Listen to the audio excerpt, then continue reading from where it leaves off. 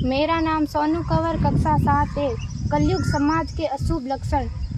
कुटुंब कम हुआ, संबंध कम हुआ, प्रेम कम हुआ, मर्यादा कम हुई, लाज लज्जा कम हुई, विनम्रता कम हुई, समर्पण कम हुए, पुस्तक वाचन कम हुआ, खान पान की शुद्धता कम हुई, बाल कम हुए, कपड़े कम हुए, नींद कम हुई, घी मक्खन कम हुआ, पीतल तांबे के बर्तन कम हुए, भाई भाई का प्रेम कम हुआ, सत्य कम हुआ, अतिथि कम हुए, धैर्य कम हुआ, श्रद्धा और विश्वास कम हुआ, बड़ों का सम्मान कम हुआ और भी बहुत कुछ कम हुआ जिससे जीवन सहज था, सरल था। संतान को दोष न दे।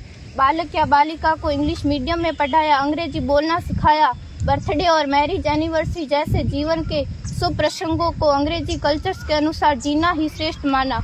माता पिता को मम्मी डैड कहना सिखाया। जब अंग्रेजी कल्चर से परिपूर्ण बालक या बालिका बड़ा होकर आपको समय नहीं देता, आपकी भावनाओं को नहीं समझता, आपको तुच्छ मानकर आपसे जुबान लड़ाता, जब आपको बच्चे में कोई संस्कार नजर नहीं आता, तब घर के वातावरण को गमगीन किए बिना, संतान को दोष दिए बिना एकांत में जाकर रो लीजिएगा, क्योंकि पुत्र या पुत्री की पहली वर्षगांठ से ही भारतीय संस्कारों के बजाय, मंदिर जाने के बजाय केक कैसे काटा जाता है, यह सिखाने वाले आप और अम्मी है। जब बच्चा पहली बार घर से बाहर निकलता है तो प्रणाम और आशीर्वाद के बदले बाय बाय कहना सिखाने वाले आप और अम्मी है। हम परीक्षा देने जाते समय इष्ट देव बड़ों के पैर छूने के बदले बेस्ट ऑफ लक कहकर परीक्षा भवन तक छोड़ने वाले आप और अम्मी है। बालक या बालिका के सफल होने पर घर में परिवार के साथ बैठकर खुशियां मनाने के बदले होटल में पार्टी मनाने की प्रथा को बढ़ावा देने वाले आप और अम्मी है। बालक या बालिका के विवाह के पश्चात कुल देवता देव दर्शन भेजने से पहले हनीमून के लिए फॉरेन टूरिस्ट स्पॉट भेजने की तैयारी करने वाले आप और अम्मी है।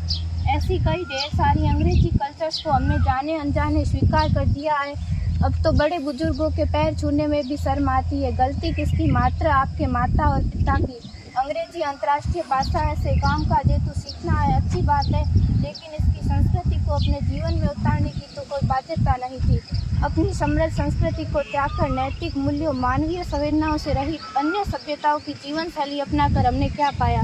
अवैध संबंध, टूटते रिश्ते, व्यसन युक्त धन, थके हारे मन, छल भरे रिश्ते, अनुशासनहीन संतानें, असुरक्षित समाज। एक बार विचार जरूर कीजिएगा कि संस्कारवान पीढ़ी क्यों आवश्यक है।